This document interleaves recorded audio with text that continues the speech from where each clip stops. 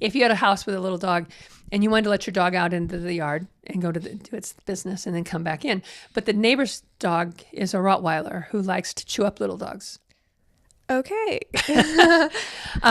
You've got several choices. You can ask the neighbor not to let the dog out, but he's got a backyard. He wants to let his dog out in the backyard too. So the boundary would be, okay, I can't control what the neighbor does. I can't control that he has a Rottweiler, but I can control whether I let the Rottweiler in my yard. So I'm going to put a fence up around my yard, and that will keep the Rottweiler out and it will protect my little dog. Hey guys, welcome back to the Coacher Podcast. This is Abigail. And I'm Terry. And today we are going to be talking all things familial conflict. So yeah, we're just going to get right into the episode. Okay.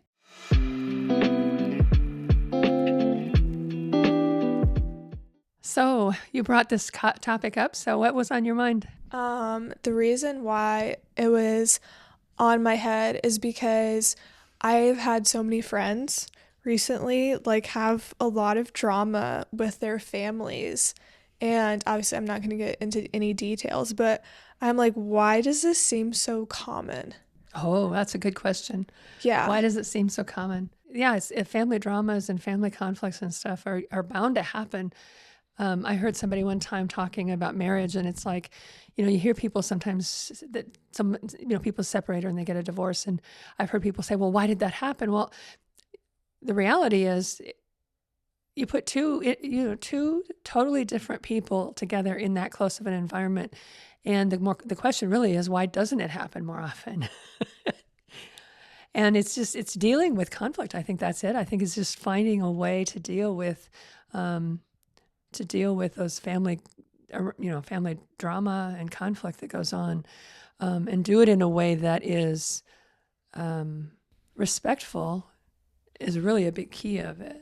Yeah. Like a lot of times we forget to be respectful. Yeah, so I've seen this a lot online as well, not even just within my own community, but of people honestly, I don't know what they say it now, what the word is.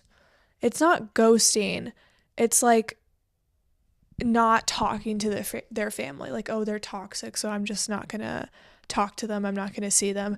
Which I understand, because sometimes, maybe they're abusive. So obviously don't put yourself in that situation. But it's honestly so common. It almost feels concerning. Oh, it's cutting off. Cutting off, yeah. Yeah.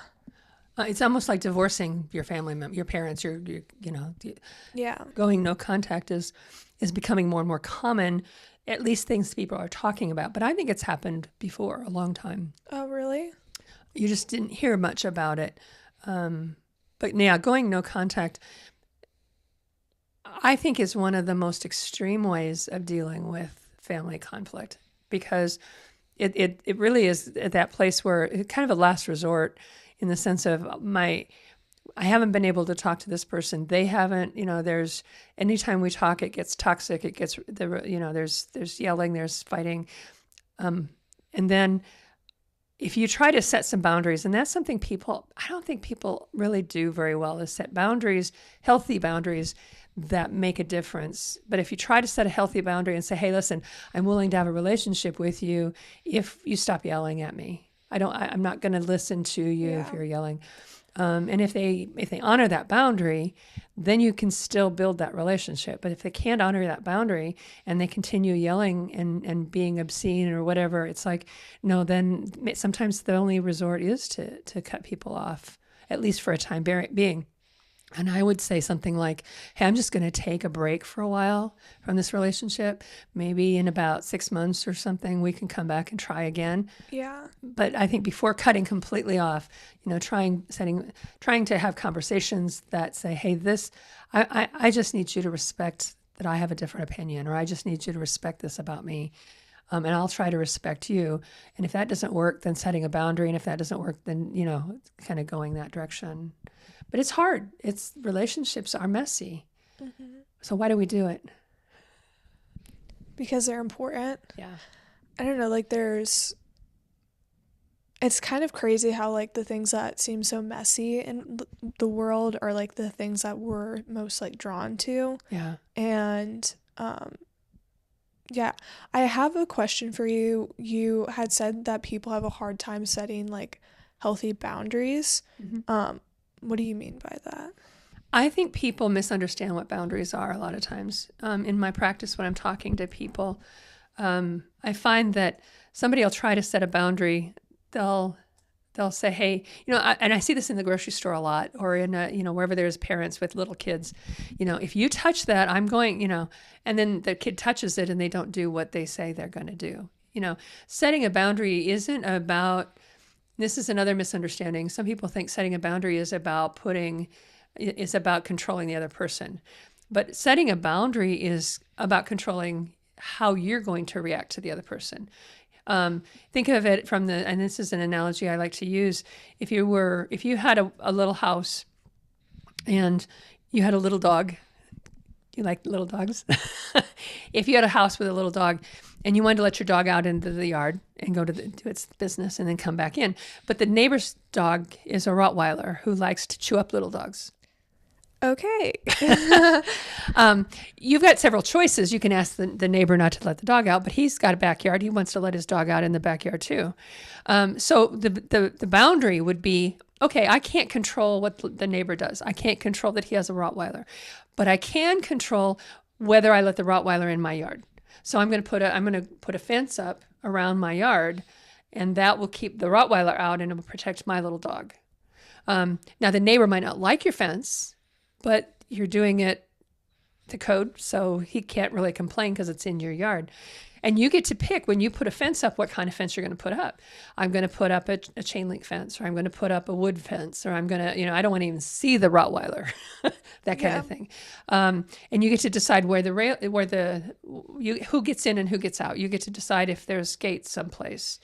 Maybe you have a neighbor in the backyard that you really want to be able to come in and go. So you put a fence back there so she can get in and out because you've got a good relationship with that neighbor. So a personal boundary is like that fence. It's kind of like, here's a person, and I had one in our family that would call and scream at me over the phone, and I said, "Hey, I'm not going to listen to you screaming at me. It's not respectful. I'm not going to, if you keep screaming at me, I'm going to hang up." They kept screaming at me. So guess what? I hung up. Boundary is you say, okay, I can't control that you're going to scream at me, but I can control how much I hear, how much it affects me. And this person called back again, and I just gave her one more chance. And I said, "Hey, no, you're still screaming at me. I am going to hang up now, and I'm not going to pick up the phone for another hour. In other words, I wanted to cool off time." And this was before we had caller ID. So I didn't, it was just, I didn't know who was going to call that next hour, but I wasn't going to pick up the phone for anybody. This was when we had landlines. Oh, yeah. And, you could do that with a phone easily now. With the cell phones, it's like, oh, he's calling again or she's calling again. I'm not going to pick up the phone for that person. I'm not going to open texts. I'm not going to, and what you're doing is you're setting a boundary that says, "Hey, I have too much respect for myself to let you disrespect me this way." Yeah, I like how that's a small way to do that because I think they're like when we went back to the cutting off is kind of an extreme case, which maybe some situations need that. But like you can also teach people how to treat you. And Absolutely. so if you allow people to, if you keep picking up that phone or keep giving them the space to talk to you like that, then you're essentially opening the door for that. And so that's something like there are ways that you can almost not necessarily like control the situation, but you do play your part in it. And that's one thing that I think people tend to, and like I myself have done this, like play the victim, so to speak, like, oh, this is happening to me. But if you're allowing, space for it, then that was kind of your decision. And I think I would also like to add on top of that, like, what if you actually like cannot hang up the phone? Like, let's say you're in the room with someone or you're like someone who's living with someone like that and you try to make your space and go to like a different room and they follow you or Right. whatever. Like how do you create boundaries in that situation? Well, and that happens a lot in family kind of relationships where they're not just calling on the phone, but and it is a difficult one because if you go to another room and they follow you and they continue their disrespectful behavior, that's really really hard, and it's especially hard if you're a minor, if you're their child, or if you're a sibling, and you can't, it's getting out of that. That is a difficult situation because the question is then, do I get disrespectful back? If I'm in that situation. And so one of the things that escalates family conflict up into violence is when both people refuse to back down. And they, both, it's like you yell at me, I'm going to yell at you. And the problem with that is two wrongs don't make a right kind of statement, one person disrespecting the other and then the other one disrespecting back, which, as we get more and more escalated, we stop thinking as much logically. And now we're thinking emotionally, and the emotion that we're thinking in is anger or frustration. And so the probably one of the best things to do is to do kind of a go to silence. Just if you can't, it's like if you keep giving them something back, if somebody's being disrespectful and they're saying things and they're telling you all these things, even if they're telling you that you've done something wrong and you're a terrible, awful person, or I don't know what the scenario is that you're thinking of, but I just go to silence. It's like, I'm not going to give you anything else back. I'm not going to feed your anger more. And I want to be mindful and be careful with my words here because of how not conflicting, but how complicated these situations are and how every situation is different. Absolutely. And so this isn't necessarily like a blanket statement. But I was reminded of a story in the Bible with David and Saul, I think. And Saul was the king at this point. Mm-hmm. And this was such a long time ago that I honestly don't even know if I know the story properly. But essentially, David was on the run from Saul. And then there was a point when David actually found Saul, and they were like going back and forth with each other. And they were in a conflict together. And I think Saul was trying to kill David, or like yes. Both vice versa. You'll have to help me with this. Anyways, when Saul was unprepared, David found him. And instead of killing Saul, he cut a piece of his cloak off. Yeah. And essentially was like, the reason why he didn't harm him was because although he didn't respect Saul, that was the position that God had given Saul. And so he had to respect the position. Right. And sometimes that's hard when like you're in a conflict with someone who's your, I guess, superior. Maybe this could be a boss or a parent or, an aunt and an uncle or something. I don't know. There's a part where maybe the person isn't respectable, but you still have to respect their position. And this was a really hard thing for like me to grapple with. Because obviously with every kid, like growing up, you're gonna have conflict with your parent. And that when I was reading that story, I was like, oh shoot. No, and that story is, I mean, you've got it right. It was Saul was chasing David and his men, mm-hmm. and they were hiding out in a cave, and Saul picked that cave to go relieve himself. So he's in a dark cave relieving himself. He doesn't realize that David and his men are hiding in the cave. Mm-hmm. David has a knife. I mean, he has. I don't know what kind of a knife or whatever it was, but David had a way. He could have just killed Saul right at that moment. He was in a compromising position, literally. So yeah, the story does. That's a really good thing. He just kept quiet. Mm-hmm. He did cut off a little bit of his garment to prove that he could have killed Saul. Yeah. Sometimes people have. I've heard this in my office as well. Sometimes people have this belief that if somebody disrespects me, I have to make them respect me. I can guarantee that leads to escalation. Yeah, because also it's like you can't force someone to respect you. And also one of the things that I've been learning is that people think respect starts with other people. Right. It starts outside of yourself. It actually starts within yourself. and that you have to have self-respect first before people start respecting you. Yes. Because if you can't even respect yourself, how do you expect other people to respect you? I think that's you think about something that you learn from experience and from maturity. And that's one of those things where I know people from my generation who don't understand that yet. So, I think that's something that we have to understand is how we present ourselves, how we believe in ourselves, how we respect ourselves and value ourselves. I'm not going all the way to the extreme of being, super conceited. But what you said was right. Do I have enough self-respect to not let somebody treat me that way? But that doesn't mean that I'm going to fight back at it. I'm just not gonna. I'm just not gonna. When you go silent with somebody like that, and again, it may not always work. And I would, if you're having a lot of conflict with family, I would really recommend people find a family counselor. Find a professional, licensed counselor who can really help you and your family get on a better ground together. Yeah. But on these once in a while kind of things where things escalate, a lot of times it starts because of misunderstanding, or it starts because I think one of the reasons that parents, and I've been in both positions. I've been a child, and I've been a parent, and now as a grandparent.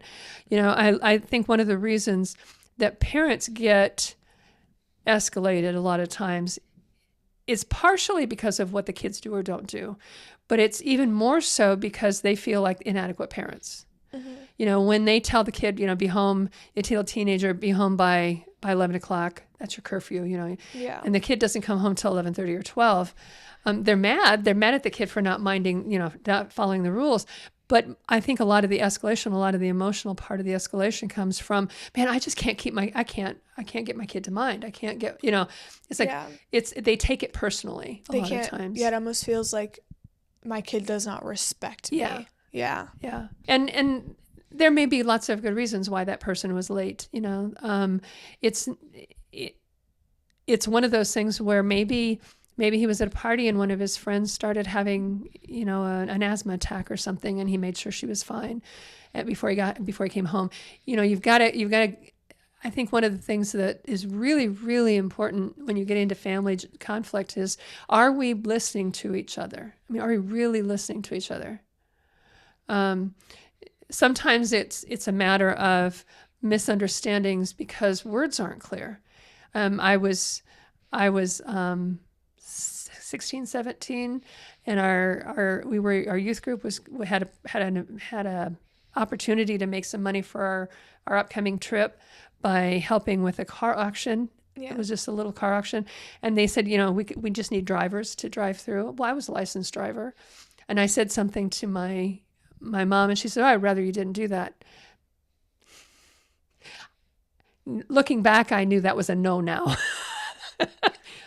But I did go ahead and do it because I thought, well, she just said she'd rather I didn't. Oh, okay. Yeah. And I didn't understand that to her that was no. Yeah. And I went and did it anyway and got into big trouble afterwards because she had said no. And I said, well, no, you didn't say no. And that made her even angrier. I get it now. Okay.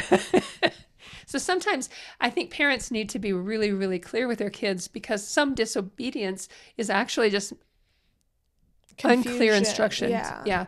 So for instance, when I see parents who do this all the time, it's like their kids have toys all over the floor. It's like, would you please pick up your toys? Well, you're giving them a choice. When you say, would you please pick up your toys, you're giving them a choice. Oh, yeah. So when they say no or they don't do it, they think, well, I had a choice. And the parents are thinking, I told you to pick up your toys. Well, no, you just asked if I would. Yeah, you could go pick up the blue toys first and then the red toys second. Yes. Well, or we're going to leave in 5 minutes. You need to pick up your toys so that they can be put away before we leave. Yeah. That's more of an instruction as opposed to a will you please. Yeah. And so when you ask kids if they want something and they say no, you're trying to, I think a lot of times parents are trying to be nice. They want to be their kid's friend in a way. But it's like, but you're not being nice if you're then holding them to something that they didn't think was an instruction. Oh, going off the families, like you were saying that families like need to like truly listen to each other. I was reminded, okay, when we were little, Joey had said, Your got brother. yeah, Joey, my brother, my older brother, had gotten angry at me one time after like a dinner or lunch with you guys, you and grandpa. And then he was like, Abigail, you always talk over grandma. Like, he just straight called me out. And I was like, and he was so mad. And I've remembered that ever since, Oh, ever that's till this funny. day. Joey was protective. No, literally. And I was like, because he never would do that to, like, One to me. and you just said something, and I don't know that we've really talked about this that much, and so anybody who's listening might or watching might be curious. So I am your grandmother, Yes. and I love the fact that we can have these dialogues. And at another time, I want to do a conversation about multi-generational communication and things like that, not just family type. But I do think, one of the things that's really interesting about we, without bringing in a lot of things, I mean, every family has its issues up and Mm-hmm. down, and we know our family's issues more than people outside probably do. Yeah. But and everybody has issues. Growing up, I had family issues and stuff. Um, and I think it's really, really important to um, to have these discussions about things like family conflict and stuff, because so many times people are lost as to what to do about it.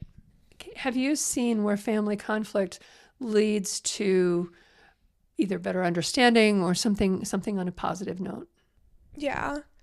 I mean, even with you and grandpa and I, and the conflict that we've had when we've brought it up, I felt that there was empathetic communication and listening on all different sides. And then afterwards, you've been through hard times with these people, and so you're like actually really connected with them, Mm-hmm. because it wasn't just like butterflies and rainbows the entire time. And so I think that when you have conflict with family, you have an opportunity to grow closer to them. Absolutely. Yeah. I think it actually makes it easier to, when you walk through conflict with somebody else, with a family member, you come out the other side with a better understanding and with respect, and you keep each other's dignity, and you come out and you've got a better understanding of, well, like, where they're coming from. They've got a better understanding of where you're coming from, and there's still love, and there's nothing more loving than to have people know your stuff and still care for you. Yeah. Yeah. Absolutely. That's my favorite part. Okay? Yeah. So, thank you guys so much for watching. We hope you enjoyed this episode, and come back soon because we have more for you.